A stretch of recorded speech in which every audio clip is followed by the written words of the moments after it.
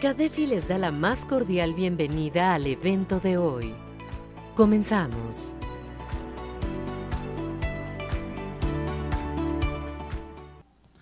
¿Qué tal? ¿Cómo están? Muy buenas tardes. Bienvenidos a su programa Charla Fiscal entre Amigos. Gracias por estar con nosotros. Y el día de hoy, pues, es un día de lujo. Tenemos el honor de tener presente, pues, no solamente a una eminencia en materia de derecho penal, sino a una persona que admiro muchísimo desde hace ya algunos años. ¿Por qué? Porque fue mi maestro en la universidad y curiosamente también coincidió con ser mi maestro en el doctorado, a quien le tengo mucha admiración y mucho respeto. Hay mucho de qué aprender. Por favor, saquen su pluma, su lápiz y tomen nota porque vale mucho la pena todo lo que nos va a compartir de su conocimiento. Pues a quien tengo el honor de presentar en este momento, el doctor Efraín García Ramírez. Doctor, muchas gracias por su tiempo. Sé que es una persona muy ocupada y bueno, gracias por brindarnos este espacio tan importante. Gracias por estar aquí con nosotros, maestro. Muchas gracias por la invitación. Es un gusto estar con usted y volver a compartir opiniones desde la licenciatura hasta el doctorado. Muchas gracias por la invitación nuevamente, le digo, y espero que sea agradable para el público lo que vayamos aquí a comentar. Gracias, maestro. Pues el doctor Efraín García Ramírez, pues un connotado en materia penal, es una eminencia en este tema y por supuesto es una referencia puntual en la materia penal desde hace muchos años, a quien le tenemos mucha admiración y por supuesto es autor de varias obras. Si puede mostrarnos esta obra, maestro, de Tirán, que nos comentaba hace ratito. Sí, cómo no. Este es un libro que saqué ya hace algunos años, pero esta es una nueva edición. Correcto. En la cual trato de actualizar pues todas las jurisprudencias, los criterios judiciales que han salido en relación a la interpretación de los preceptos jurídicos sobre lo que es el artículo 400 bis, lo que es la ley para proteger las operaciones que pudieran ser de operaciones con recursos de procedencia ilícita. En fin, entonces hacemos comentarios sobre ello. ¿Cuál es la última palabra que nos han dado los expertos en la doctrina? Y también qué es lo que nos dicen sobre todo los tribunales sobre el particular. Y precisamente pues traemos aquí a cuenta al doctor Efraín pues para que nos ilustre, nos hable de este tema tan complejo que, como verán, pues se vincula de alguna manera también indirecta o directamente con la materia fiscal.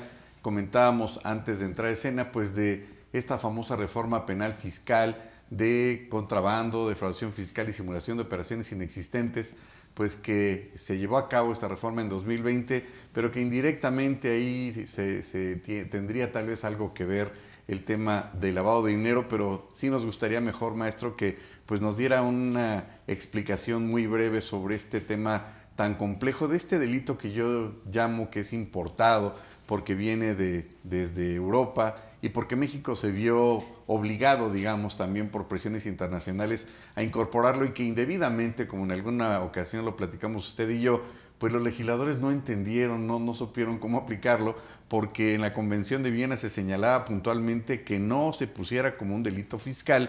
¿Y qué es lo que se hizo? Se incorporó inicialmente al Código Fiscal como un delito fiscal, ¿no? El lavado de dinero. Pero si nos puede ahondar sobre ese tema, maestro, por favor. Sí, cómo no. Si me permiten, quiero hacer una breve historia sobre este particular. El delito de lavado de dinero es utilizado precisamente para eso, para que el dinero sucio vaya y se lave y se incorpore a la economía formal, ¿sí? Porque bueno, pues puede tener una persona que está cometiendo delitos, dinero sucio y no sabe cómo hacerlo, cómo utilizarlo, es rechazado. Por el contrario, cuando se incorpora a la economía formal, pues entonces ya puede hacer con él lo que él estime pertinente, comprar bienes, llevar a cabo empresas, etcétera, etcétera. Entonces la mentalidad de la persona que lleva a cabo estas tipo de actividades, de operaciones con recursos de procedencia ilícita o lavado de dinero, es completamente distinta de la persona que está ya involucrada en una actividad formal, ¿sí? O sea, a una persona que va a lavar el dinero no le interesa hacer inclusive ciertas aportaciones, perder dinero para que él mismo entre a la economía formal. Ese es su éxito, su objetivo, ¿no? Entonces, nosotros recordemos como un gran antecedente a las mafias de Estados Unidos. La mafia italiana también. A la mafia italiana y todos ellos, pero sobre todo aquí la mafia de Estados Unidos, de América, en la que este gran administrador, Meyer Lansky, sí, asociado con estas corporaciones mafiosas, logra poner una serie de empresas y de estructuras para lavar el dinero, ¿sí? Entonces, realmente lo que ganaban en los casinos, en los lenocinios, en las apuestas, inclusive hasta el tráfico de drogas, por supuesto. En su momento, ¿sí?, de alcohol, ¿no, maestro? Que era y prohibido. De alcohol, por supuesto. Adulterado, que ni siquiera era alcohol. Había de todo, normal, ¿no? ¿verdad? Pero claro, alcohol adulterado. Exacto. Nosotros recordemos, por ejemplo, este tema que usted está tocando y que creo que vale la pena hacer una pequeña referencia también al mismo, cómo en Estados Unidos varios estados de la Unión Americana estaban en contra de que se comercializara, que se ingiriera alcohol. Entonces, el conjunto de estos estados hacen tal presión que en la Constitución norteamericana se lleva a cabo una enmienda para que se prohíba esta situación. Y después, en el 1920, tenemos la conocida Ley Seca, que prohibía, pues, para todos los estados de la República Americana, comercialización, ingesta, etcétera, etcétera. Pero esto no duró más que 13 años. O sea, era tal, pues, el consumo que había, era tal la violencia que estaba provocando, en fin, que los costos de la salud y los costos de la violencia y de todo esto hizo que se reformara esta enmienda. Es la única enmienda en los Estados Unidos que desaparece. Dice, así es.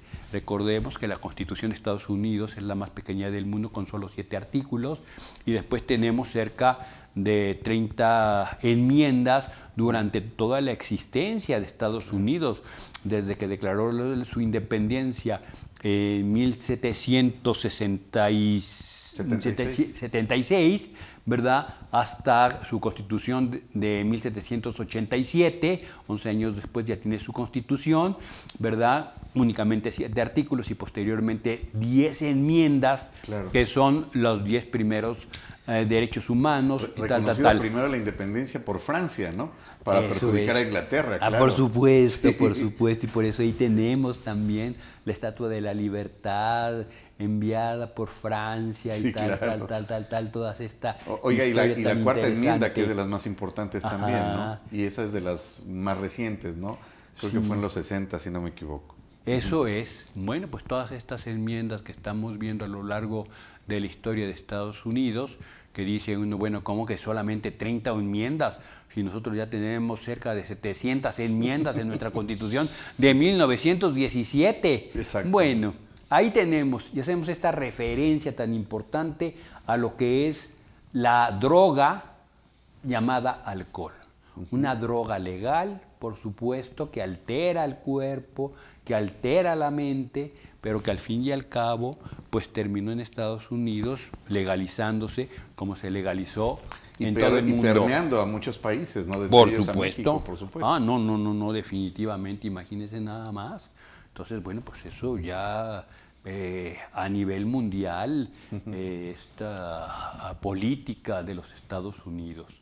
Pues entonces, aquí tenemos como Meyer Lansky, en esta época donde estaba prohibido el alcohol, donde estaban prohibidos todos estos juegos clandestinos, etcétera, etcétera, lleva a cabo estas operaciones tan ingeniosas para lavar el dinero.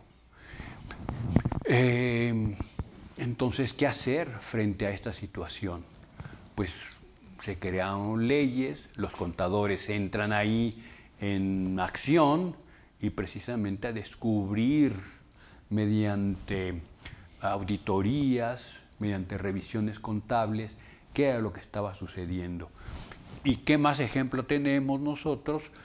Pues que lo que le pasó a Al Capone, ¿no? Que entró a prisión precisamente por un problema de carácter fiscal. Ahí es donde lo captaron, ¿no? Sí.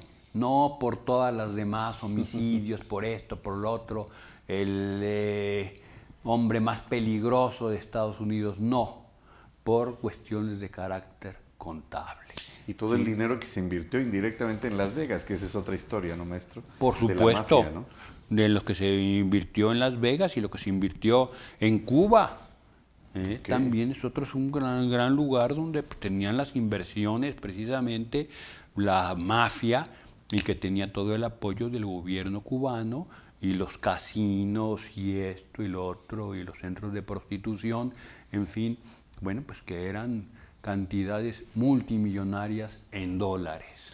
Y esperaban que siguiera Batista, lo que no se imaginaron es que iba a ser un estudiante neoyorquino el que iba a armar una revolución. Qué paradoja, ¿no? Por Fidel supuesto, Castro. así es. Y que mire nada más todo el tiempo que duró Fidel Castro ahí y con todas estas políticas que me abstengo de decir si eran buenas sí, claro, o malas. Y muy bien hecho. Porque las cosas no están así que digamos en la panacea los cubanos, sí, claro. ¿no?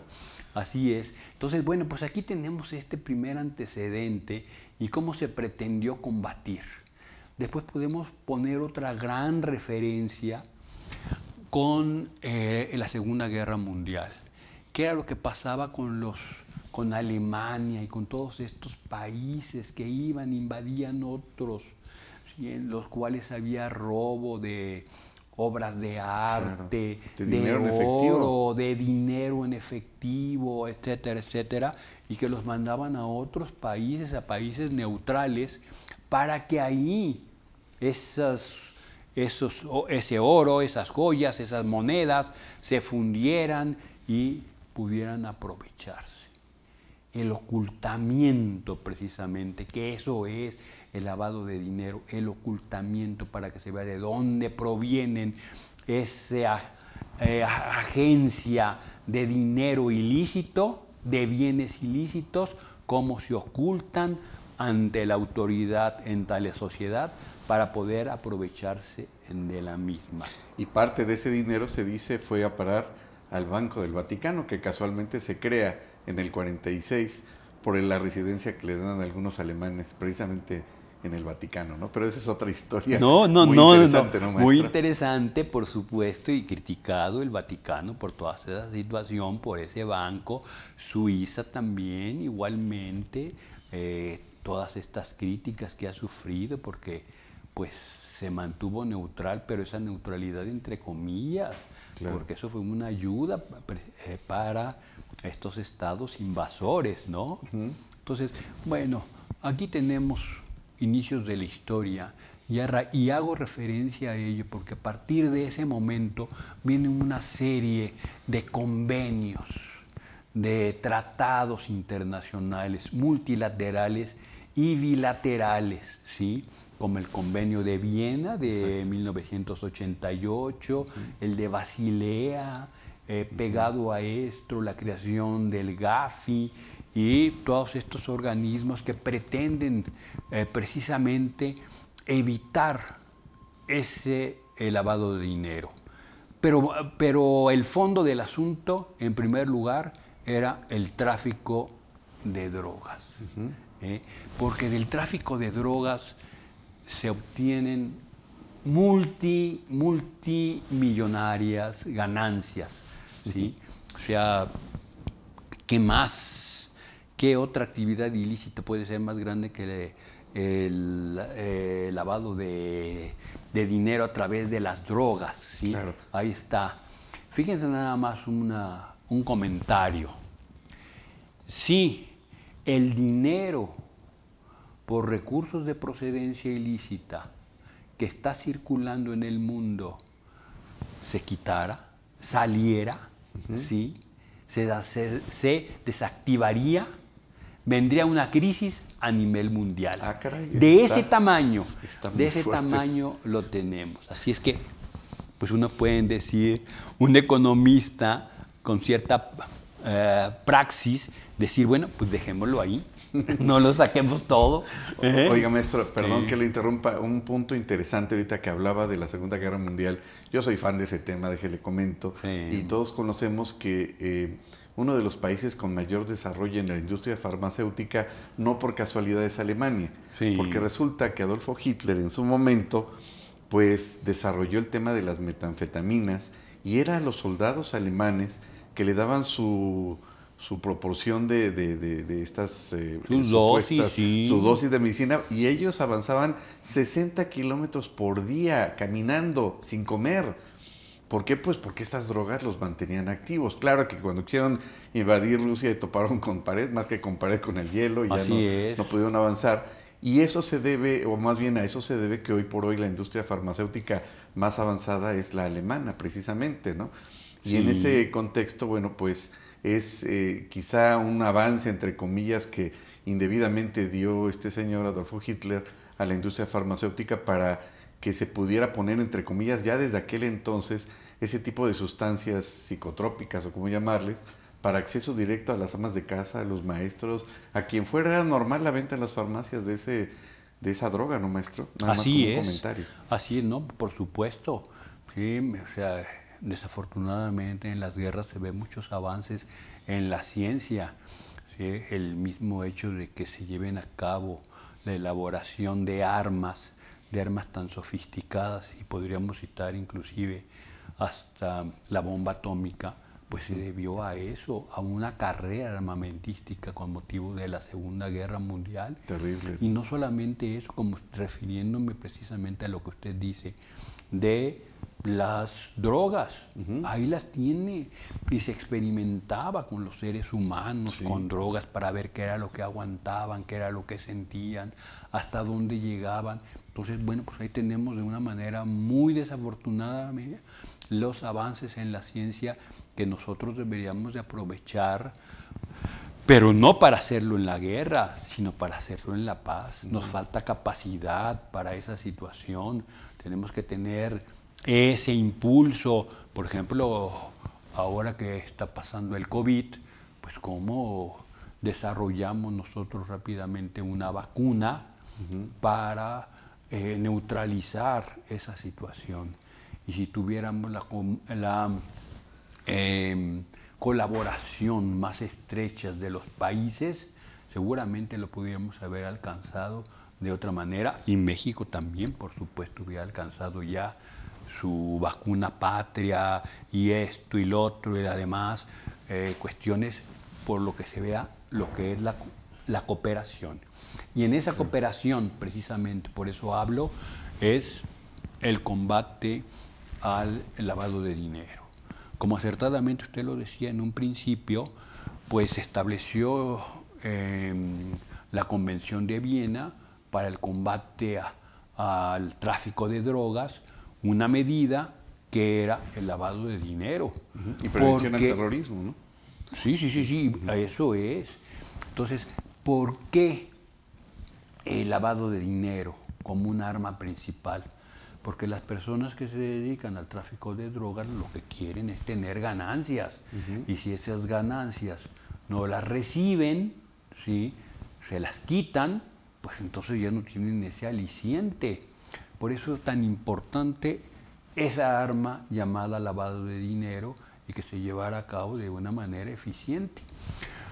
En esta convención, los firmantes, entre ellos México, así es, pues quedaron en que esto lo iban a implementar como un delito de carácter penal, no de carácter fiscal. Exacto. Sin embargo, no sabemos por qué lo introdujeron en el Código Fiscal, ¿sí?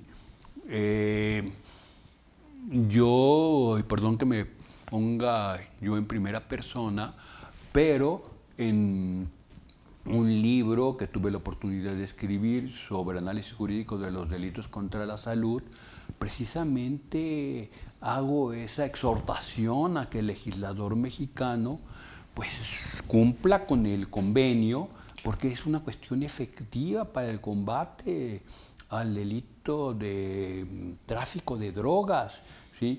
Y tiempo después, años después, pues sí, ya lo vimos que en el artículo 400 bis del Código Penal, ahora del Código Penal Federal, lo tenemos contemplado para tal efecto. Y se han venido haciendo otros convenios y continuamos con ello, ¿sí? A veces vamos más allá, a veces las autoridades hacen cuestiones que son ilegales y que después, lejos de ayudar, pues perjudican. ¿A qué me estoy refiriendo? Mire, tenemos nosotros convenios con Estados Unidos para el combate a las drogas y además como una herramienta el lavado de dinero. Tenemos cómo hacerlo, tenemos programas para tal situación, tenemos información que están obligados a proporcionarse a ambos países. Intercambio de información, claro. El intercambio de información, por supuesto, ¿no? Todo esto para ponerles coto a ciertas situaciones como el secreto bancario. Pero una cosa que se ha venido dilucidando hace ya algunos años y que toma gran importancia es la lista que lleva a cabo la OFAC de Estados Unidos. O sea, la Oficina de Activos Extranjeros del Departamento del Tesoro de Estados Unidos de América. Ellos tienen una lista en la cual pues señalan que ciertos familiares de alguna persona que está ligada con el narcotráfico pues también lo incluyen en la misma, y a otras personas que están relacionadas con gentes del narcotráfico, etcétera, sin que se tenga pruebas de que han cometido algún acto ilícito. Es delicadísimo eso. Por supuesto, por supuesto.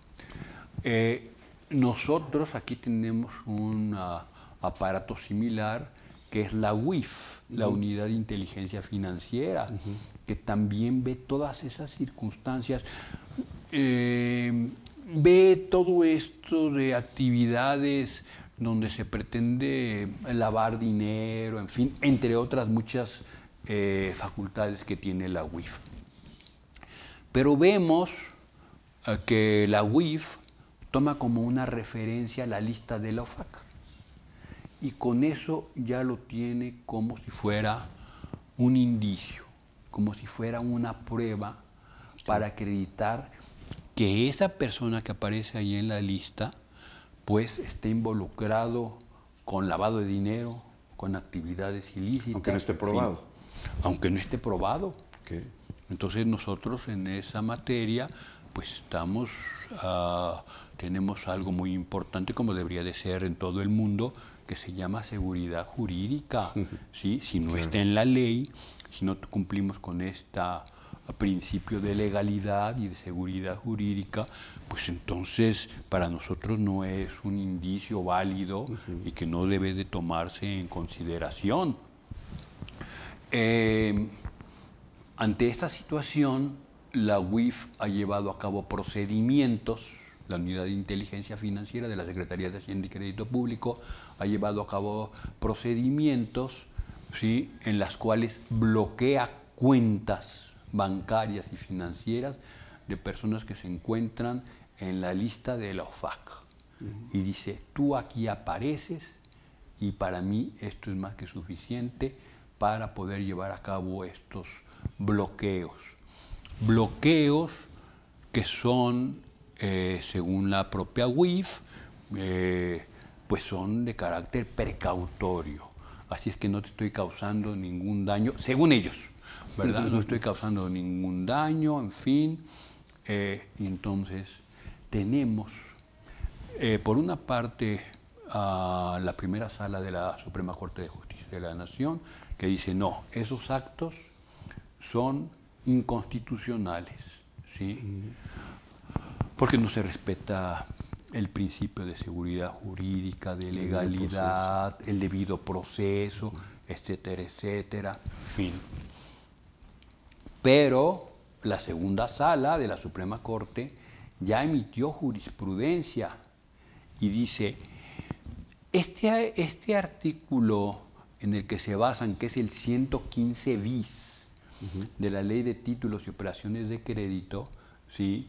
Este es legal, es constitucional, si es un procedimiento internacional, si obedece a compromisos de carácter internacional que se encuentren ratificados por el Senado de la República, que han sido celebrados por el Ejecutivo para que cumpla con los requisitos que marca el artículo 133 de nuestra Constitución, ¿no? Eso es lo que dice el 133, claro, que será ley los tratados internacionales celebrados por el Ejecutivo de la Unión, ratificados por el Senado. Pues resulta que estas listas de la OFAC no han sido en ningún momento ratificados, ni se ha llevado ningún convenio sobre ese particular, por lo que hace la Unidad de Inteligencia Financiera haciendo ese bloqueo, pues es un procedimiento nacional. Y por lo tanto no tiene ninguna validez. Claro. Y así lo han resuelto los jueces últimamente, en fin, en todo este tipo de asuntos que se le plantean. Y pues es algo pues, que podemos catalogar como pues, muy deplorable, porque las autoridades no deben de hacer más que lo que la ley les permite, ¿sí? Ese es el principio de legalidad. No pueden ir más allá de lo que está establecido en la ley. Por eso tantas personas desde la historia han muerto, ¿sí? Porque quiere la gente una seguridad. Y esa seguridad solamente se lo da la ley. Imagínese usted nada más, doctor, que en un principio, cuando teníamos a los faraones, a los reyes, en fin, en esta historia, no había necesidad de argumentar, no había necesidad de una ley, porque lo que decían ellos, como eran los elegidos, eso eran los elegidos por Dios, eran los elegidos por el pueblo, esto es lo que es y lo que se debe de hacer. Entonces, bueno, luchamos mucho y llegamos a la Carta Magna y llegamos después a la Revolución Francesa y ahí tenemos que es precisamente la ley la que debe de imperar. El principio. Así es.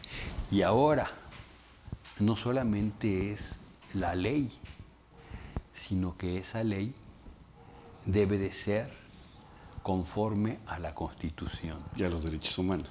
Y a los derechos humanos que están en la Constitución. Claro. Por supuesto, por eso una Constitución siempre debe tener derechos humanos, porque es básico, porque es el pueblo, son los derechos para respetar al pueblo. Entonces, fíjese, en la Constitución que decíamos de 1787 de Estados Unidos, vemos poco después una resolución que usted conocerá, que es esta de Marbury, sí, sí, claro. En la cual este juez Marbury, contra el secretario de Estado Madison, si le dice, oye, tú me tienes que entregar mis nombramientos como juez y todos los demás que están conmigo, porque yo ya fui nombrado por el presidente que acaba de salir, Adams, ¿sí? Y dice, no, pues ya Adams ya se fue, y ahora aquí está Jefferson, y ya no te damos nada. Entonces va con la Suprema Corte y le dice, oye, no, requiérelo para que me lo entregue. Y entonces el famoso juez, que dicen que uno que es el mejor juez que ha tenido la Corte Suprema de Estados Unidos, ¿sí? Este juez le dice, pues no, yo no tengo esa facultad en la Constitución y por lo tanto no tengo esa facultad. ¿A qué quiero decir? Que si no estoy facultado para ello, ¿sí? Entonces, pues no te lo voy a conceder. Claro. ¿Sí? Entonces eso es, John Marshall, el juez, pues dijo, no, esto no es. Y de ahí viene lo que nosotros llamamos el control difuso, donde todos los jueces deben de aplicar la ley, pero primero debe de verse si está conforme a la Constitución. Esos son los jueces. Las autoridades administrativas ya sabemos que no siguen esta regla, así lo determinó nuestra Suprema Corte de Justicia, que sigue la regla de la legalidad. Tú aplicas la ley, estás cumpliendo con el principio de legalidad, y que ya un juez, si se inconforman, que te supervise si está de acuerdo con la Constitución o no. Claro. Ahí estamos parados. Luego viene el maestro Hans Kelsen con su Constitución austríaca de 1920 y dice, no, aquí hay una jerarquía y el control concentrado, el control europeo, el otro el control americano, y pues eso es lo que tenemos nosotros en nuestro artículo 133 y tenemos que respetarlo, y por eso la ley es la ley. Y no solamente eso, vamos más allá. Ahora tenemos nada más ni nada menos que los derechos internacionales, ¿sí? Fíjese nada más, doctor. Alemania, con su Constitución de Weimar de 1919, ¿sí?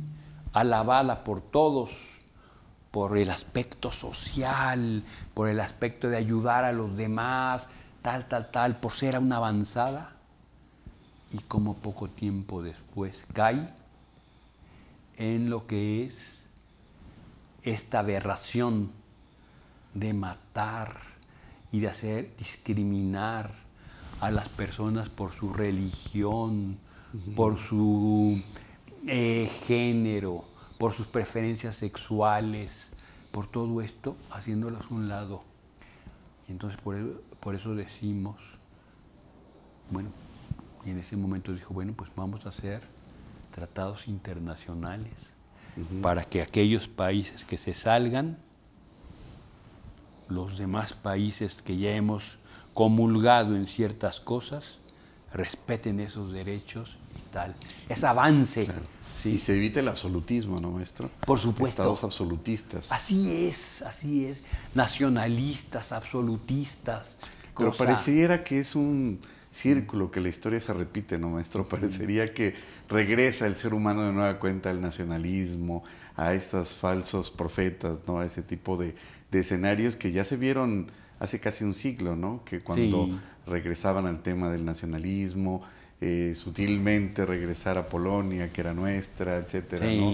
El discurso de aquel entonces. Maestro, un punto que valdría la pena retomar para nuestra audiencia, de bueno, de tantos temas que nos está ilustrando y que se me hace muy importante reiterarlo en la audiencia, es que en este tema que refería de la UIF, respecto a esta tesis de jurisprudencia tan importante que acaba de indicar, pues procede del amparo indirecto contra el congelamiento de cuentas, además de una violación directa que yo veo que desgraciadamente se lleva a cabo casi todos los días en un foro público, todas las mañanas, en donde un personaje tiene a bien señalar quiénes son los que están siendo, entre comillas, por decirlo de alguna forma, perseguidos por la UIF, violando, maestro, si me permite, el debido proceso, ¿no? Ese sería otro punto también delicadísimo. Pero de entrada, pues el amparo indirecto contra ese acto pues en el cual se le priva de esos bienes a los particulares a través de la UIF, argumentando cualquier otro tipo de situación, pero sin respetar la ley, amparo indirecto, ¿no? Por supuesto, y no solamente eso, ya que nosotros estamos tocando este tema de los tratados internacionales en relación al lavado de dinero, también tienen protección las personas que están siendo investigadas o que tienen algunas actividades sospechosas, ¿sí? Que se pueden catalogar como sospechosas. O sea, los bancos, los notarios, los que se dedican a hacer transacciones con joyas, los que tienen blindajes de vehículos, los que se dedican a vender inmuebles y tal, tal. Tienen ya reglas para establecer, pues, cuando se trata de una actividad sospechosa y que debe de ser reportada a Hacienda. Esta sospecha, ¿sí?, no significa una denuncia, no se debe tomar como una prueba, no la puede utilizar la Fiscalía, no la pueden utilizar las autoridades como un medio de convicción para tal situación, porque entonces sería prejuzgar sobre ello, sino simplemente es un mecanismo para que te alertes y veas qué es lo que está sucediendo con esa operación. Por ejemplo, una persona que tiene un negocio y que siempre reporta ventas al mes de 50,000 pesos, y luego a la siguiente semana 1,000,000, y a la siguiente otro 1,000,000, y al siguiente otro 1,000,000. Oye, ¿qué pasó? Claro. Eso es completamente inusual. Eso no significa que sea un lavador de dinero. Eso no significa que esté cometiendo delitos, sino que es una actividad sospechosa y que debe de pues ponerse alerta, hacerse una investigación por parte de la Secretaría de Hacienda, y si ya encuentran mayores elementos, pues entonces sí hacer una denuncia ante la Fiscalía General de la República, ¿no? Y siempre que no se acredite el origen lícito. Por supuesto. O sea, se acredita el origen lícito, bueno, pues entonces ahí no hay nada que hacer, ¿sí? O sea, me saqué la lotería, heredé, lo que sea, y aquí me están entregando estas cantidades, aquí lo estoy yo demostrando, y no tiene por qué considerárseme desde un inicio como que yo estoy cometiendo operaciones con recursos de procedencia ilícita o algún otro delito. Claro. Por eso tenemos que tener muy presente que estas operaciones sospechosas a las que se refiere la ley para la prevención de las operaciones con recursos de procedencia ilícita tiene esa limitación, ¿sí? No porque yo reporte, me refiero a un banquero, a un notario, etcétera, este tipo de operaciones, pues que ya es un acto ilícito o que hay indicios para demostrarlo. Para nada, no vale como tal. Y maestro, aprovechando este punto, que bueno, hay un mundo de temas sobre esto al respecto. En el artículo 17 de esta ley que refiere, pues sí habla de las actividades vulnerables, ¿no? Referidas, que más bien recomendadas o referidas por la GAFI, ¿no? Pero en este punto, ¿qué opinión le merece que se habla de unos montos, de umbrales, de ciertos umbrales? Es decir, se tiene que hacer ese reporte ante la Secretaría de Hacienda, sí, pero si no llega a los umbrales no se tiene que hacer ese reporte. Por ejemplo, me atrevo a señalar casos reales que nos ha tocado conocer, en el sentido de que en ciertos lugares de la República, caso real, pues llega la delincuencia, se ponen afuera de una agencia de vehículos, no doy ideas, simplemente hablo de casos reales, y pues al primer transeúnte que pasa le dicen, oye, ¿te gustaría ganarte 10,000 pesitos, 20,000 pesitos? Y bueno, pues imagínense un chamaco de 20 años en Acapulco, por ese rumbo, pues bueno, pues va. Mira, se trata de que te vas a entrar a la agencia, vas a comprar un carro y lo vas a pagar en efectivo, yo te lo voy a dar. Obviamente, pues que no llega a los umbrales que estamos refiriendo. Pasado, digamos, todo el día, cumple con todos los requisitos, sale a su nombre, el chamaco feliz, y en ese momento, pues endósamelo y ya, yo ya te pagué. Sí. Evidentemente ahí, desgraciadamente, pues la delincuencia le encontró la forma para que no se lleve a cabo ese reporte ante la autoridad. Evidentemente tienen un problema gigantesco este chico, porque ese vehículo se va a utilizar para fines delincuenciales, secuestros, lo que a usted se le ocurra. Y bueno, queda como frustrado uno con la idea de que qué tan eficaz puede ser la ley cuando no se llega a los umbrales, porque la delincuencia siempre le va a buscar a modo para darle la vuelta. Quizá exagero, maestro. ¿Qué opinión le merece? No exagera, es correcto. Simplemente tenemos que ver cuáles son las características de la ley y dentro de una de estas es que es general. Entonces, nosotros no podemos andar con ambigüedades, ni en materia penal ni en materia fiscal. Tenemos que señalar cuestiones concretas. Si se dice esta cantidad es, porque no puede decir una cantidad que se estime sospechosa. ¿Para quién es sospechosa? Para ti es una cosa, para ti es otra sospechosa. ¿De qué se trata? O sea, recuerdo, nada más por poner un símil, un asunto que llevé de un encubrimiento por receptación. Este encubrimiento por receptación se refiere a cuando una persona adquiere una cosa que resulta que fue robada, pero que él, para no incurrir en este delito de cometer este ilícito adquiriendo cosas robadas, pues entonces tiene que verificar, tiene que hacer ciertos actos para verificar que no lo es. El caso concreto es el siguiente. Una persona va a un tianguis de vehículos y ve un coche a buen precio, llegan al trato, su vehículo lo entrega con parte del arreglo y da una cantidad. Le muestran la factura, la tarjeta de circulación, las verificaciones, todo habido y por haber. Lo confronta y todo es correcto. Entonces, pues, va con la policía que está ahí y le dice, ¿tiene algún reporte de robo? Ninguno. Así. Pasan unos meses, va por una carretera aquí por la Ciudad de México, acercándose ya a la ciudad, y lo detiene un retén. Es un coche robado. Y entonces, bueno, pues ya lo consignan por encubrimiento, por receptación.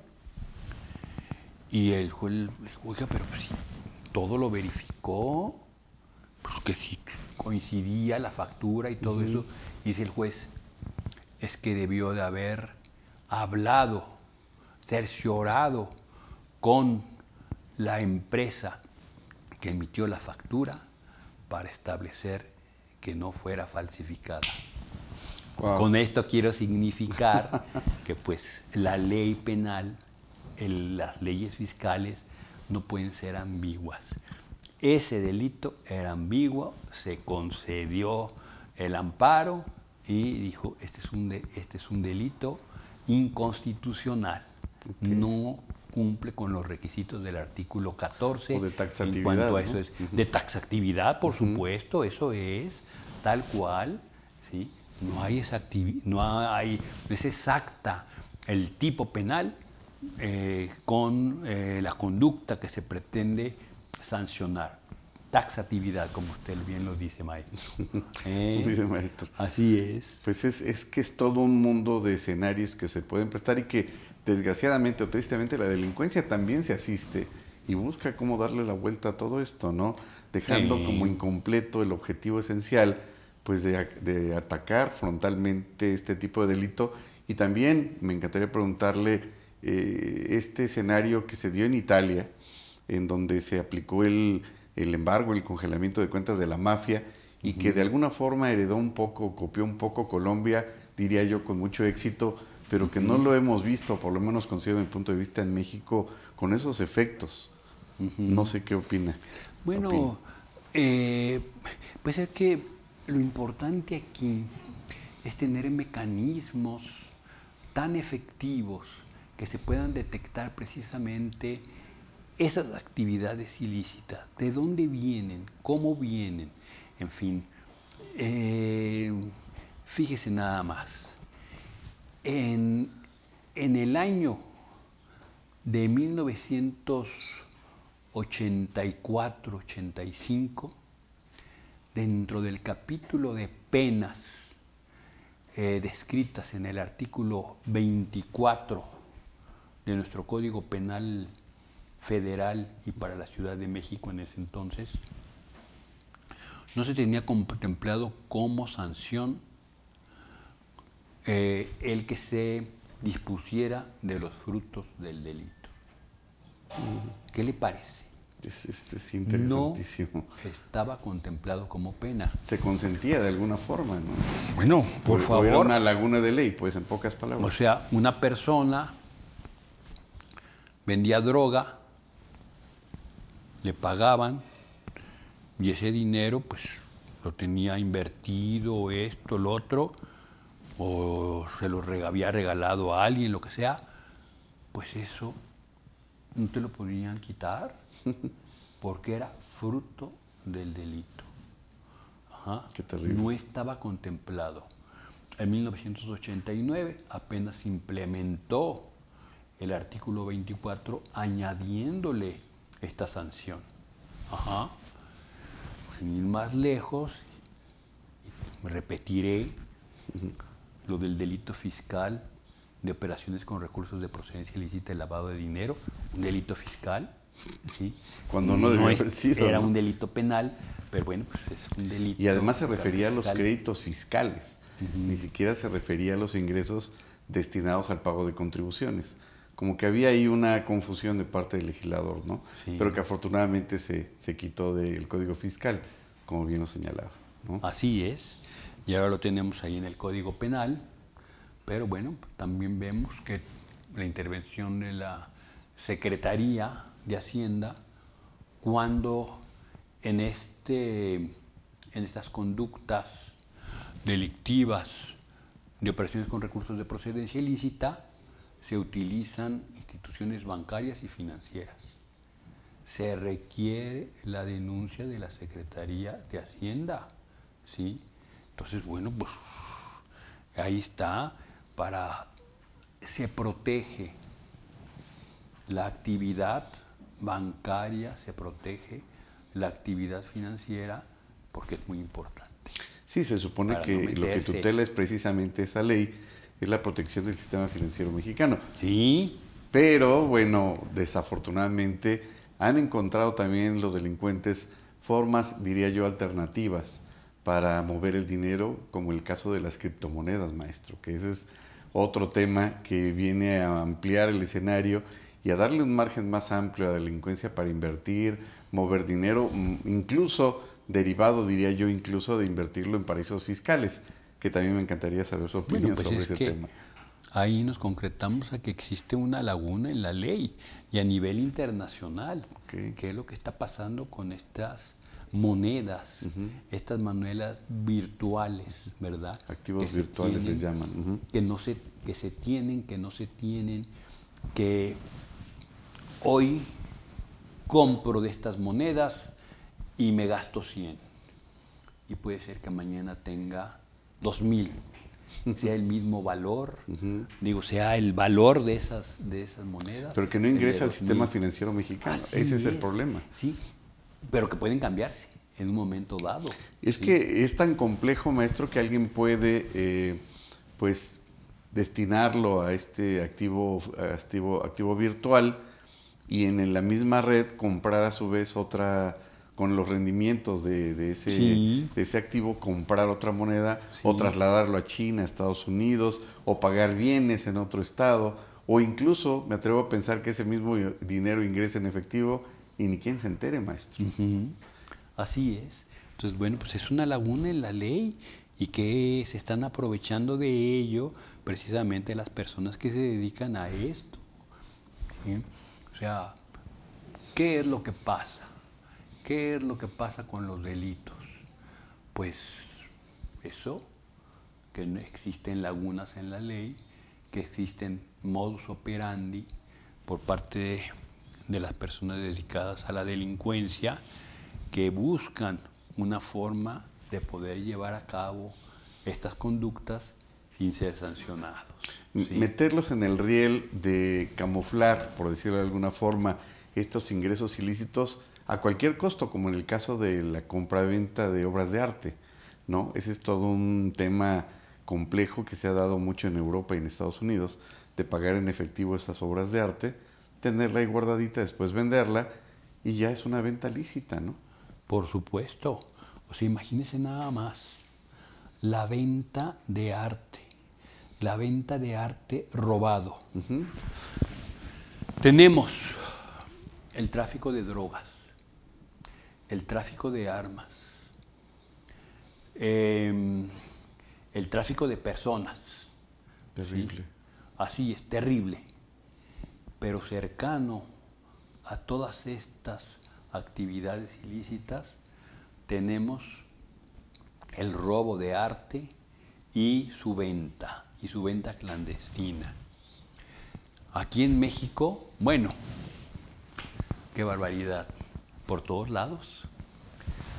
En las iglesias, en donde usted quiera, existen murales antiguos, ¿sí? pintados por indígenas de la época de los aztecas, de esto y lo otro, que valen una fortuna. Entonces agarran los muros, ¿sí? y los quitan. Ya, ahí está la obra de arte. ¿Y qué protección hay? No hay ninguna protección, no hay quien vigile eso. Bueno, sí, o sea, están en las iglesias. Ahí se los dan a los sacerdotes para que cuiden ese patrimonio, en fin, pero llega un experto y de la noche a la mañana ya se llevó un mural. Bueno, maestro, si se robaron en su época la Mona Lisa. Así es. Sí, ¿se acuerda? Así es, cómo no. Esta obra de Klimt, El Grito, ¿sí? También se la robaron, creo que ya 2 veces, ¿sí? Y piden rescates millonarios para que las devuelvan. Y esto es una cosa increíble. O sea, aquí en México se tiene prohibido comercializar con obras de arte, con obras antiguas, que tenemos un catálogo, obras prehispánicas, coloniales, actuales, obras de arte. Pero a nivel internacional ahí no está esa prohibición. Ahorita hizo que me recordara, y perdón el comentario, que desafortunadamente hace años veíamos estas esculturas sobre el Paseo de la Reforma y gradualmente, maestro, han ido desapareciendo de generales y de personajes ilustres, y de repente pues nada más vemos la basecita. Y ha habido hasta fotos donde flagrantemente se las llevan en diablitos, ¿no? Está terrible ese escenario. Situación que, pues en otros países la gente está orgullosa de sus obras, ¿no? De los monumentos y demás. Y aquí vemos que desgraciadamente eso se va desapareciendo. Quizá aparezca en la casa de algún magnate o tal vez de algún político en algún Definitivamente, definitivamente, así es. Pero en las obras de arte aquí lo que le interesa a la delincuencia es tener ese certificado vendido por una casa especializada de Nueva York, de Estados Unidos, de cualquier parte, y que eso le avala para poderla vender en algún momento, porque el dinero en efectivo como tal no le sirve a la delincuencia. Ese es el punto. Necesitan meterlo en el camino, en el riel, de acomodarlo de nueva cuenta, estratificarlo, como dicen, para que se camuflajee como lícito, se disfrace como tal, y con eso se vuelva a reinvertir para ellos, ¿no? No necesariamente, ¿eh? Okay. No necesariamente, o sea, es muy importante eso, para tener ahí su inversión, y qué mejor que tener un certificado. Exacto. De que este cuadro es de tal y que lo emitió tal y tal. Pero no necesariamente, porque un muro de este tipo, así como el que le estoy señalando, de una iglesia, en fin, es un experto. Lo puede evaluar y puede decir, esto vale tanto, ¿sí? Y con eso es más que suficiente, con que le dé una constancia de... Y ya con eso lo validan entonces. Y con eso lo validan. Wow. No necesariamente tiene que ser por el creador de la obra, ¿no?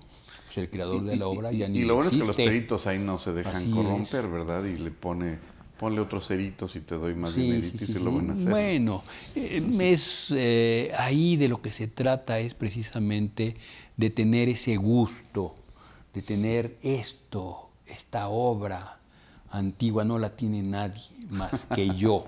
Pero fíjese ¿sí? qué curioso, Eso el es. hombre sigue siendo el hombre desde en su forma de ser, la condición humana me refiero. Sí. El mismo Miguel Ángel, si no me equivoco, Sí. pues en sus principios, cuando estudiaba pintura y demás, se dedicaba a falsificar obras de arte, es decir, a asimilarlas como si fueran, asemejarlas, quise decir, como si fueran originales, ¿no?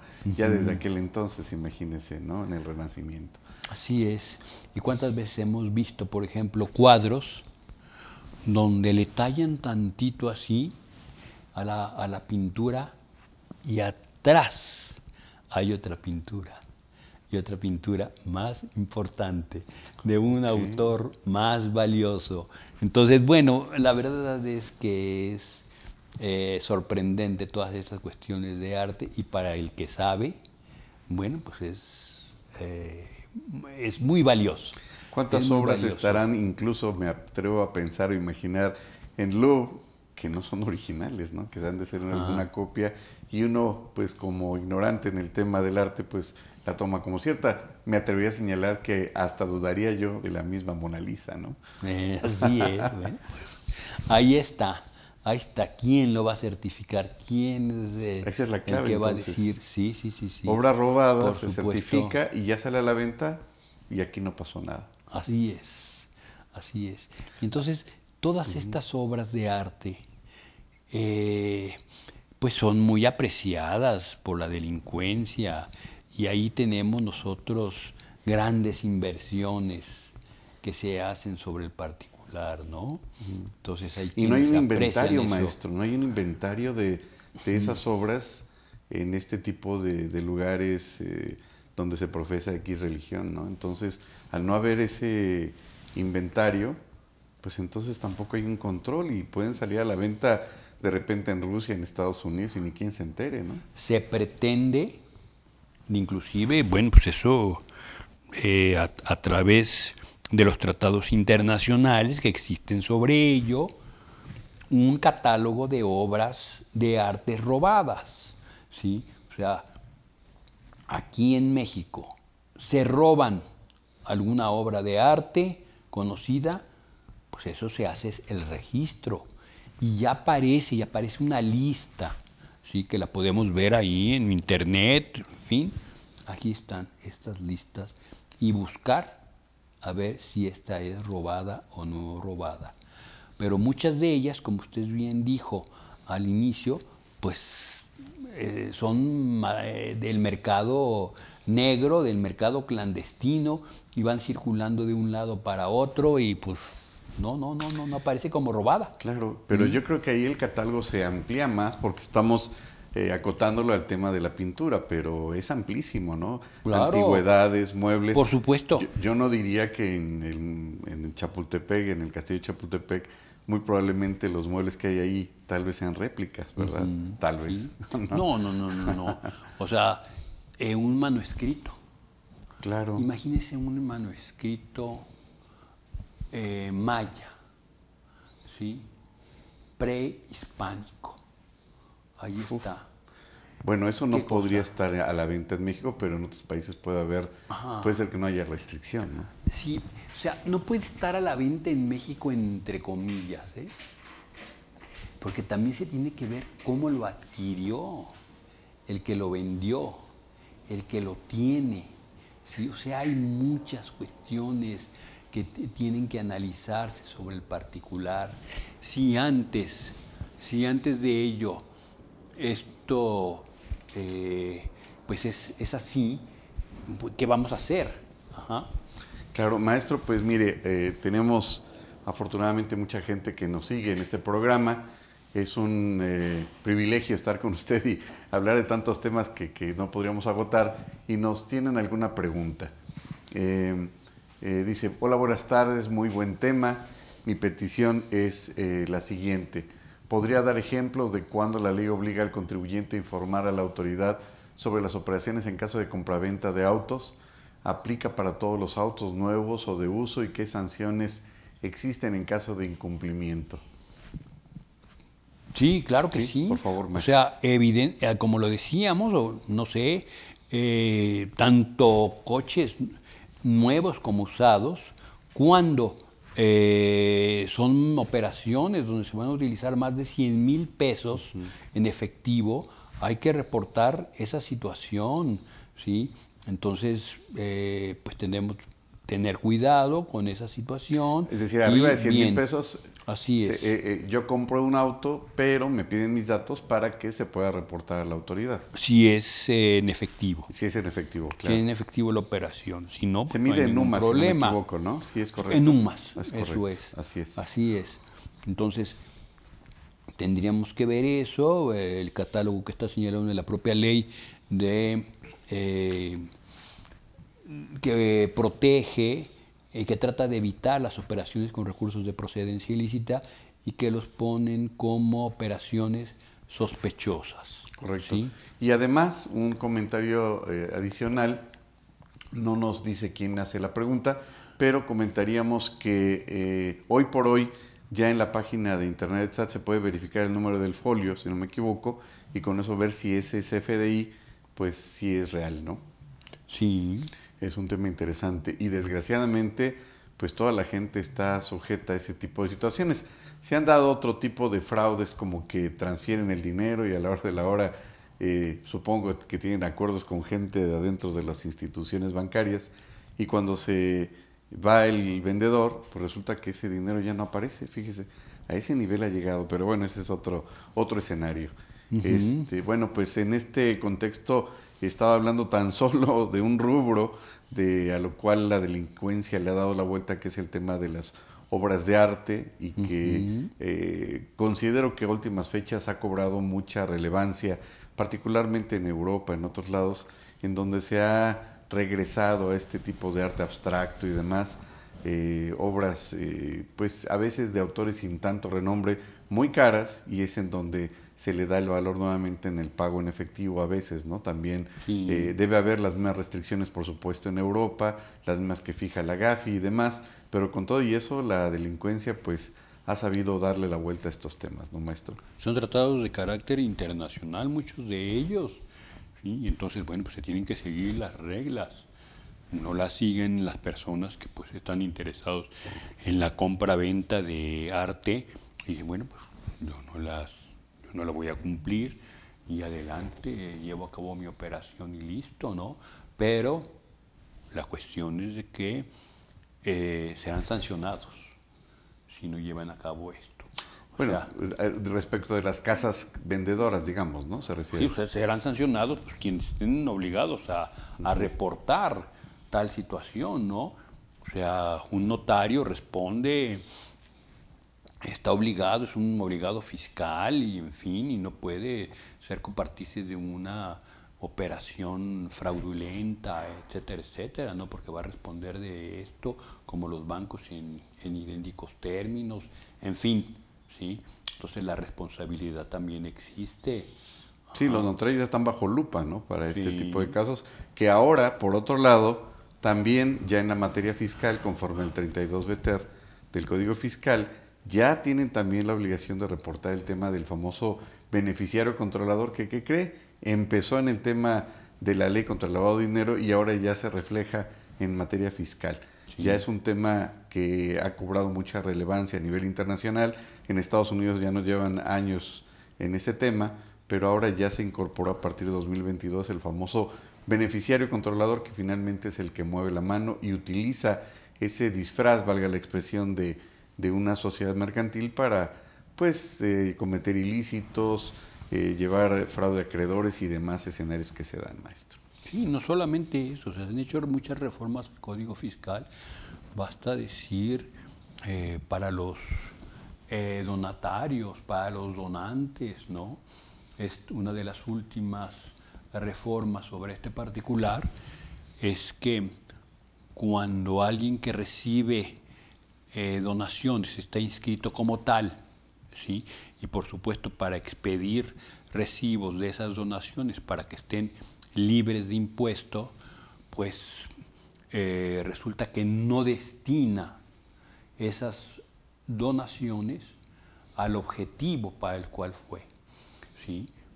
O incumple con algunas otras obligaciones que están señaladas en el Código Fiscal, y ahora la sanción parece que es durísima porque dice que todo pasará a otro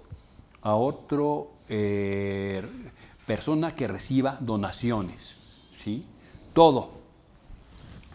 Pero habla en forma tan ambigua, porque dice todos sus bienes. ¿Y qué tal que dentro de estos bienes de la donación existen otros que son de los propios asociados a esa empresa, ¿sí? A ver, un ejemplo, ¿sí? Llega una persona a constituir una empresa, ¿sí? Y dice, yo voy a recibir donaciones y yo pongo la casa, es la empresa fulana de tal, y yo aporto al capital una casa, y yo aporto 200,000 pesos para comprar mobiliario, tal. Le dan una donación y no lo destina el donatario para los fines. Para los fines que está diciendo, ¿no? Pues voy a dar becas, yo voy a hacer esto, yo voy a dar de comer, yo no sé qué. Una asociación. ¿Sí? No lo hace. Y entonces dice, todos tus bienes pasarán. Ah, ¿también la casa? ¿También el mobiliario que compré con mi patrimonio como miembro de esta sociedad? Entonces, eso es lo que preocupa, que la ley debe de ser más precisa, que el legislador tiene que seguir la técnica adecuada, legislativa, para que después no se vengan abajo esas reformas, ¿no? Y verdaderamente evitemos, porque también estos, hablando de ello, ¿sí? También son obligados a hacer reportes de donaciones. Claro. Un punto que me gustaría preguntarle su opinión es el tercer o cuarto párrafo del artículo 108, equipara el lavado de dinero o el ingreso de procedencia ilícita a defraudación fiscal. Es un tema interesante, muy discutible, considero yo, porque está involucrando el tema de que el lavado de dinero o los ingresos de procedencia ilícita se pueden equiparar a defraudación fiscal.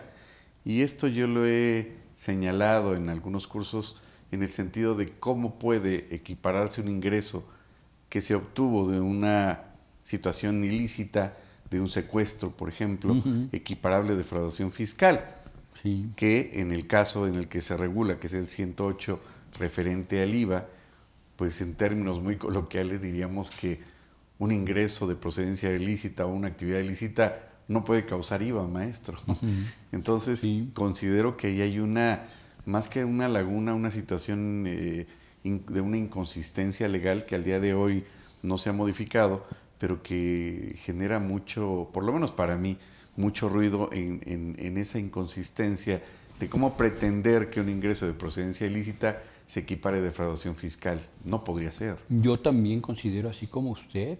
O sea, es tratar de revolver las cosas para hacer una, diría yo, una presión a las cuestiones fiscales, un terrorismo fiscal y todo esto, porque lo vas a equiparar y porque vas a decir que también está cometiendo este delito, en fin, que se asemeja. Pues no es eso. O sea, cada delito tiene sus propias características y debe de ser tratado como tal. Claro. Sí.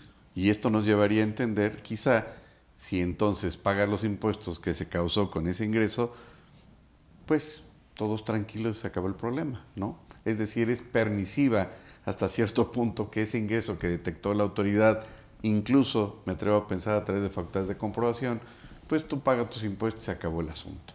Sí. Lo cual se me hace que no tiene sentido. Pero bueno, es una de tantas inconsistencias. Bueno, pero veamos de estas inconsistencias y hablando precisamente sobre estas cuestiones fiscales, cómo la Suprema Corte de Justicia emitió ya criterio firme en el sentido de que no es delito de prisión preventiva oficiosa, ¿sí?, las cuestiones fiscales por encontrarse en la ley de delincuencia organizada. Dice no, dice la Suprema Corte de Justicia. Lo que está en el artículo 19 de la Constitución y que señala categóricamente cuáles son los ilícitos que deben ser considerados como prisión preventiva oficiosa, esos son nada más. Una referencia a una ley secundaria. Exacto. Y donde vengan otros ilícitos, eso no debe de ser considerado como tal porque no alcanza al aspecto constitucional. Exacto. Que es lo que precisamente lo que decíamos de Marbury contra Madison, ¿verdad? Si no está en la ley, si no está en la Constitución, tú no lo puedes sacar, no lo puedes meter a la Constitución y menos para violentar los derechos humanos de las personas. Exacto. Es lo que comentábamos antes de entrar a escena, de que en esta famosa reforma penal fiscal, de contrabando, defraudación fiscal y simulación de operaciones inexistentes se equiparan a delincuencia organizada, pero porque el Código Nacional de Procedimientos Penales nos manda al 19, ¿no? Sí. Entonces no viene en ninguna parte, en ningún apartado del artículo 19 constitucional, ningún delito fiscal, maestro. Así es, tal cual, hasta ahí nada más. Y ya no digamos lo que acaba de suceder últimamente con estas resoluciones de la Corte Interamericana de Derechos Humanos, en la que condena al Estado mexicano en el asunto de Semprati Tlespili contra México y de García Rodríguez contra México, en el cual está diciendo es inconvencional la prisión preventiva oficiosa.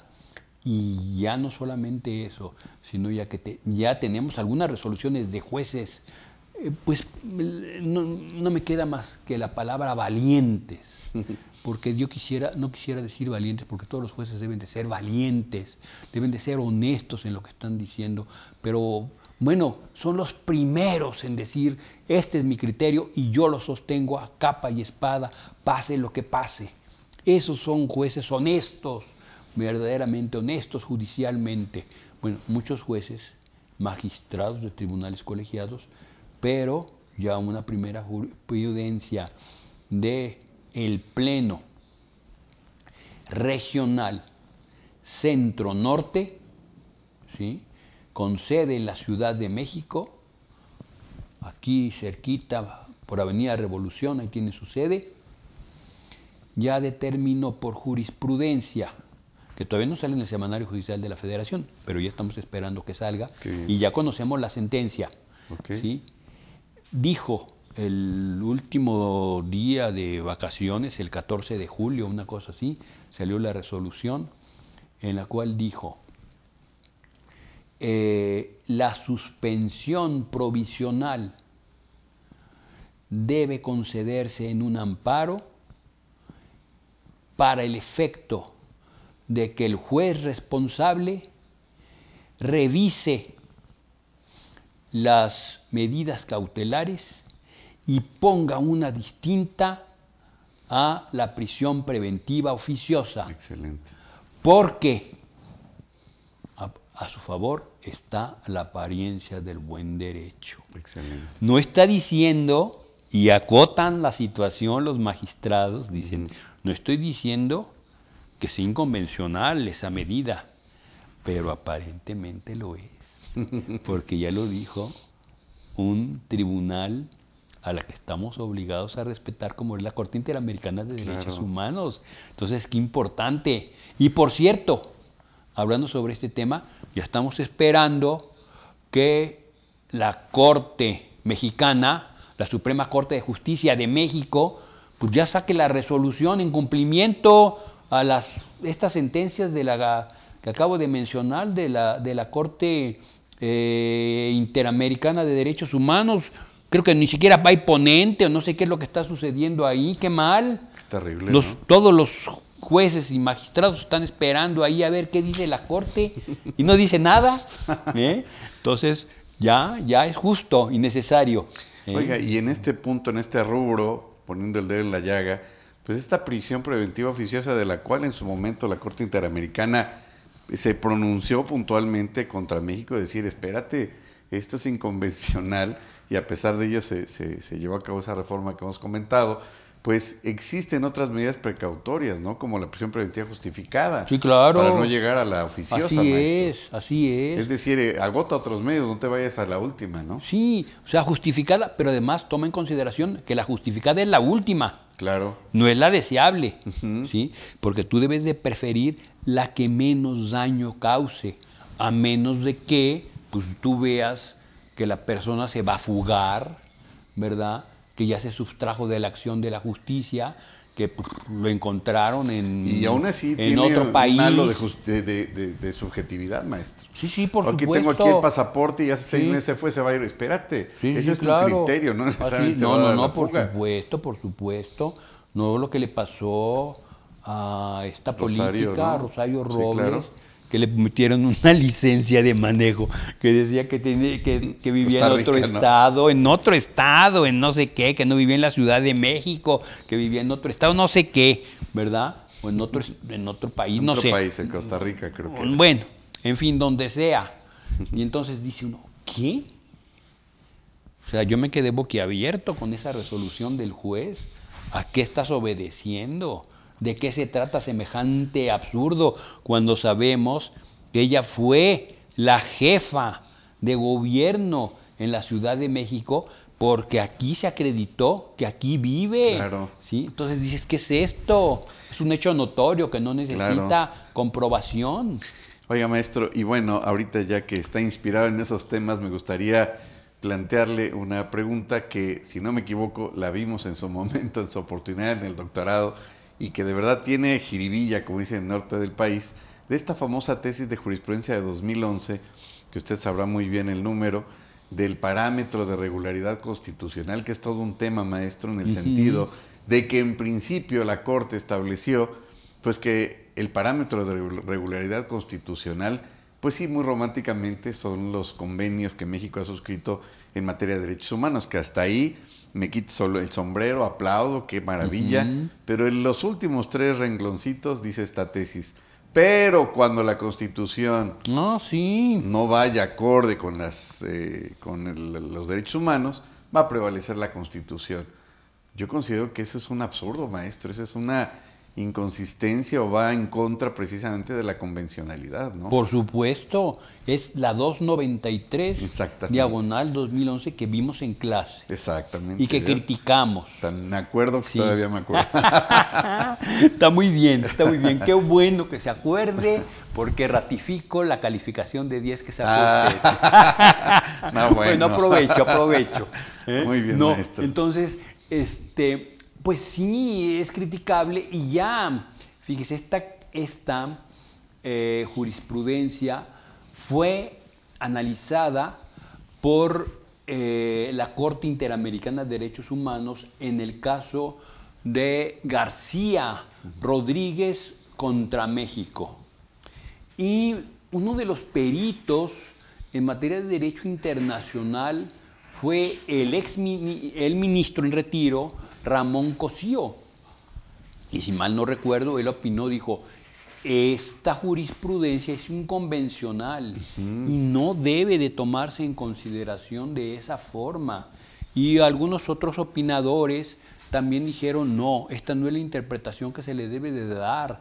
Debe de tomarse en cuenta que la Constitución no puede tener esos límites y únicamente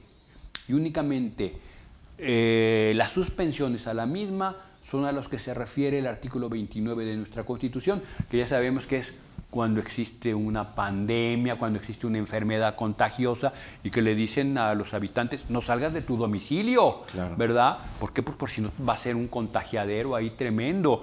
Hay una guerra, permítele que los soldados estén en tu domicilio, dales asilo, dales ahí. Es que el domicilio es inviolable, pero estamos en una situación extremadamente, esas suspensiones sí existen. Hay derechos, como sabemos, siguiendo la teoría de los derechos duros, que ni así nunca pueden ser suspendidos, como el del derecho a la nacionalidad, al nombre, a la creencia, al debido proceso, en fin. Entonces, todas estas cuestiones. Pero, volviendo a esto, ya la Suprema Corte de Justicia, inclusive en una jurisprudencia estableció, no me acuerdo del número, no quiero decir una barbaridad, pero ya está una jurisprudencia de la Suprema Corte de Justicia en la cual señala que este análisis que se hace del artículo 19 de la Constitución y la prisión preventiva oficiosa debe de analizarse bajo a una interpretación conforme a lo que más beneficia a la persona y conforme a la Constitución de manera sistemática. Es que no debe de aplicarse de manera automática. Ya con esta jurisprudencia, ya los magistrados, los jueces, le pueden dar otra vuelta al asunto. Y por supuesto, insisto, estamos esperando que la Suprema Corte de Justicia de la Nación se pronuncie sobre el cumplimiento a la resolución de la Corte Interamericana de Derechos Humanos, porque el legislativo no lo va a hacer. No. Está condenado a cambiar la ley, a cambiar la Constitución, ¿sí? A cambiar todas las leyes internas sobre el particular, pero no lo va a hacer. Bueno, desafortunadamente ha habido declaraciones muy desafortunadas como aquella que refería el exsecretario de Gobernación de que cómo iban a acatar los mandatos de la Corte. Y dice que tiene un posgrado en Derecho Internacional, pues ¿de qué sirvió? Pues sí. Pues ¿dónde está el Derecho Internacional? El Derecho Internacional sirve para todos, ¿sí? Para que todos los países, para que todos los seres humanos se nutran del mismo. Y hay un compromiso internacional de formar parte, ¿no?, de estos convenios, ¿no? Y de acatar, por supuesto, esas resoluciones en términos del 131 constitucional, en pocas palabras, ¿no? Sí, claro. Perdón, 133. 133, y esta Constitución, las leyes que de ahí emanen, los tratados internacionales. Así es. Perdón, maestro, pero bueno, me emocioné con el tema y me salí del rubro. Ya usted agarró parejo. Ya me fui hasta Acapulco, maestro. Y bueno, pues... No, pero muy bien, pues está relacionado con todo esto que estamos viendo. Así es. Y en este rubro del 400 bis del Código Penal Federal, yo considero que quizá el legislador como que se exacerbó, exageró la cantidad de hipótesis o de conceptos que quiso abarcar en esa famosa taxatividad, pero considero que fue desmesurado, ¿no? Bueno, por lo menos es mi consideración, maestro. Bueno, pues sí, es un catálogo tremendo. Más de 35 adjetivos que señaló: ocultar, transferir, transportar. El que adquiera, venda, comercie, den mutuo esto, lo otro, qué sé yo, o sea, es un mundo. Es un mundo innecesario, ¿no? Con tanto adjetivo, ¿no? Pues sí, o sea, podríamos decir, es que debe ser preciso, muy bien, pero esa precisión luego es incorrecta, porque sale alguna otra modalidad y entonces ya no está incluida en esta. Ya no encuadra. Y entonces ya no estamos ante el tipo, ¿sí? Entonces, sí debemos de nosotros saber que no existe la analogía en materia penal sustantiva, sí no existe la analogía, pero sí existen las semejanzas en ciertos aspectos cuando la ley así lo prevé para que, pues, bajo una interpretación lógica, pues se puede aplicar la ley penal, ¿no? ¿Sí? Quienes manejen monedas o, como dice la ley, o otros elementos similares, pues estará cometiendo este delito, tal. Bueno, pues entonces ya estos elementos similares, ya sabemos que tiene que ser como una moneda, ¿sí? Entonces, cosas por el estilo que la Suprema Corte de Justicia ha dicho que no estamos ante una interpretación analógica, sino que es razonable esa situación para que no haya estas cuestiones tan casuísticas que caen dentro del absurdo. Claro. O sea, nosotros tenemos argumentos jurídicos, ¿sí? Argumentos jurídicos, y un argumento que no es jurídico, sino que es un argumento falso, es una falacia. Una falacia. Es un absurdo. Claro. ¿Sí?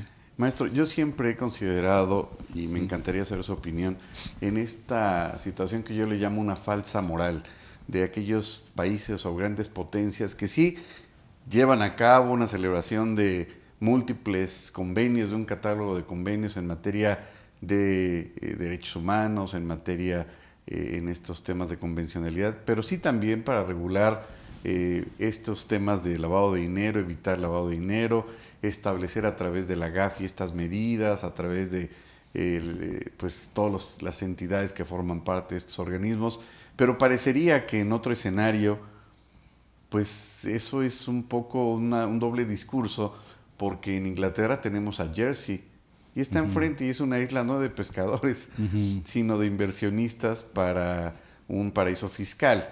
Tenemos Islas Caimán, y así podríamos sacar todo un catálogo de distintos lugares ya conocidos por muchos inversionistas multimillonarios, futbolistas, cantantes y demás. Claro. Y que paradójicamente o curiosamente o cínicamente Barack Obama en sus discursos refería que había lugares en donde había más inversionistas que pobladores, ¿no? Pero sin irnos tan lejos, hay algunos...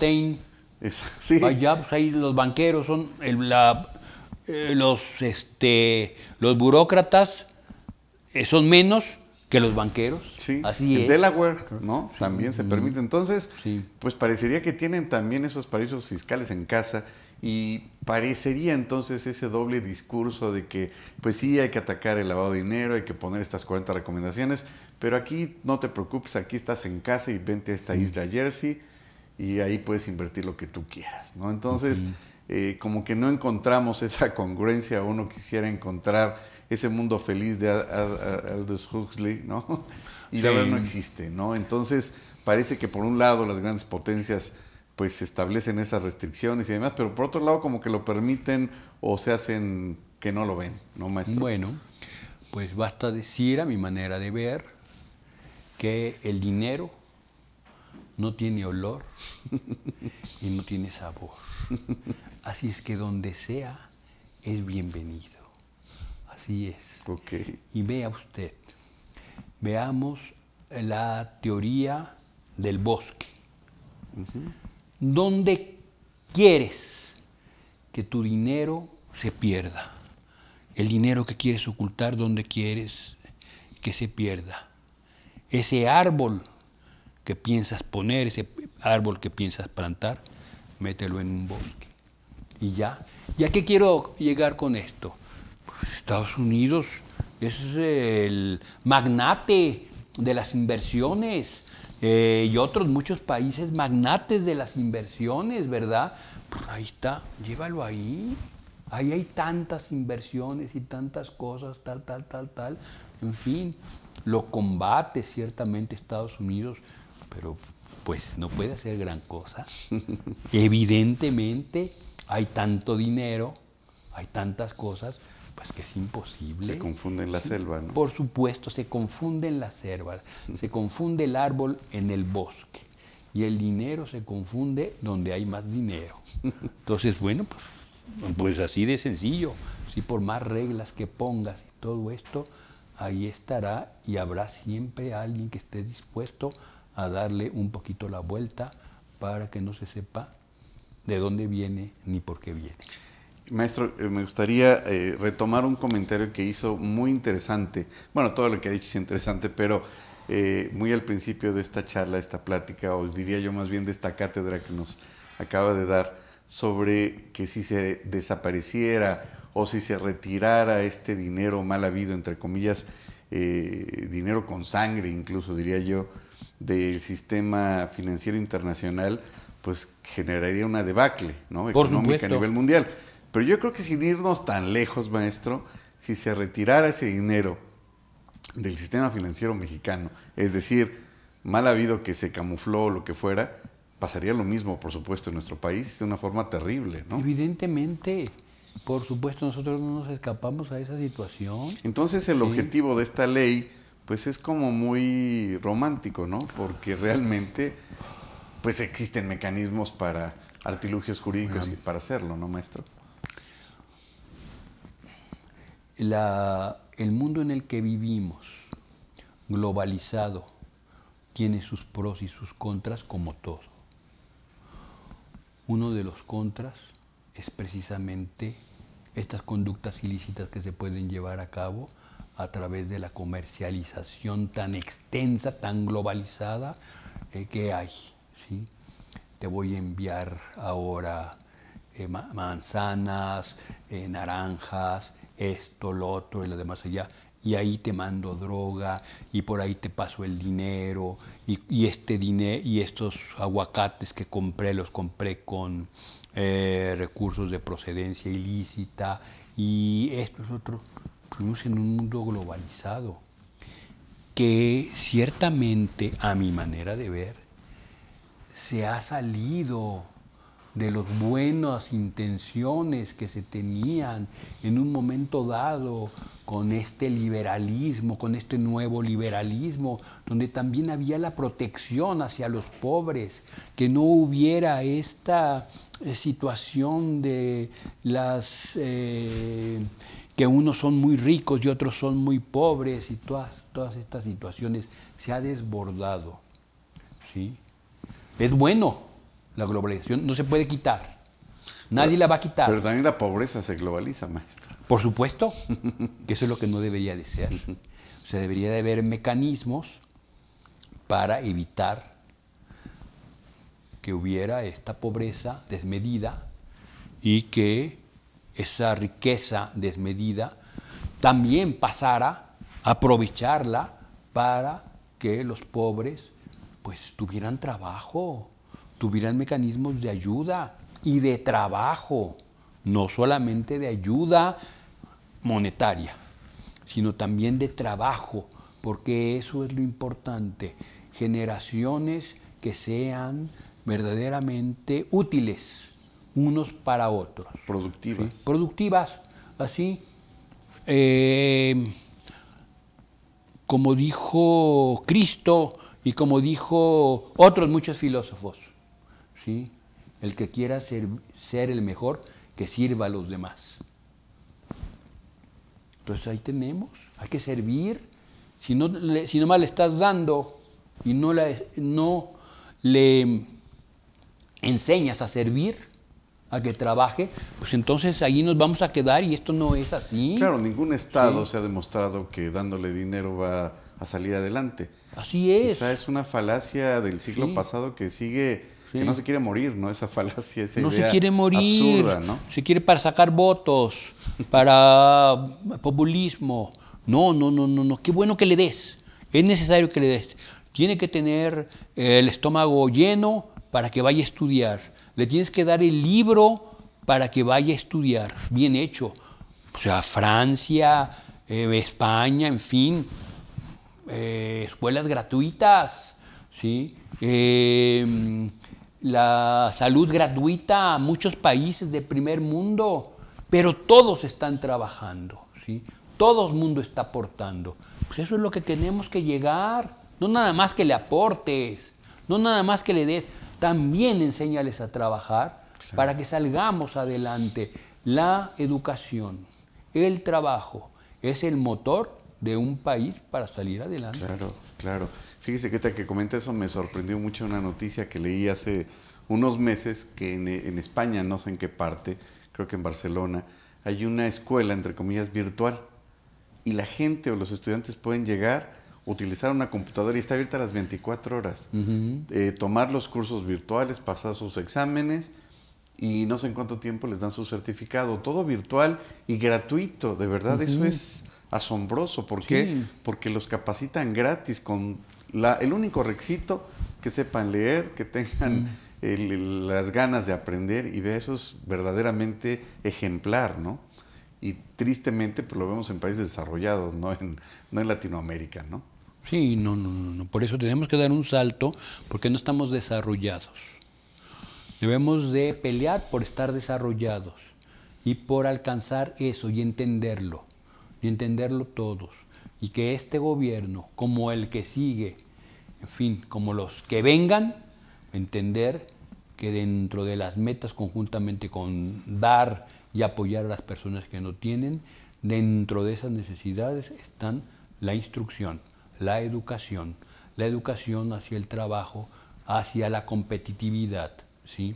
Aspiracionistas, todos somos aspiracionistas. Claro. Es parte de la esencia del ser humano. No hay que quitarle esas cosas de tratar de llegar y ser un poco más.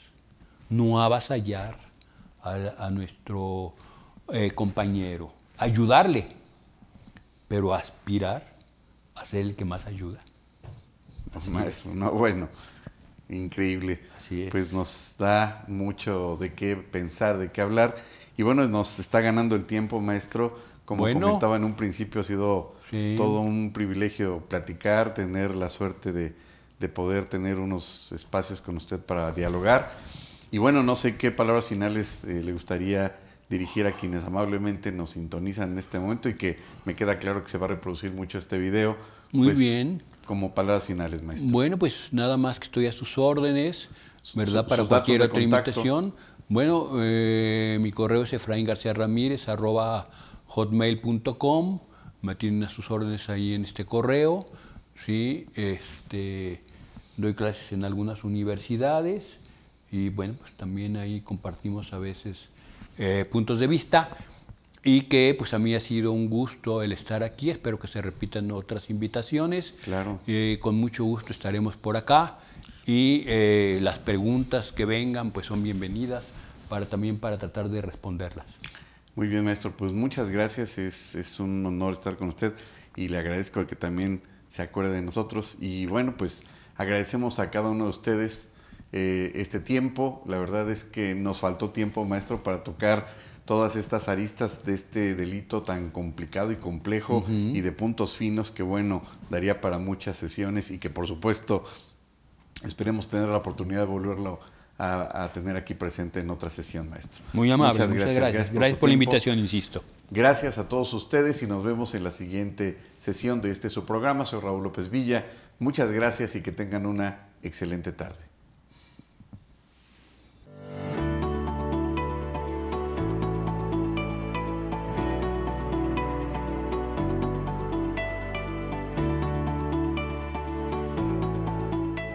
CADEFI agradece su preferencia. Los esperamos en nuestro próximo evento. Hasta pronto.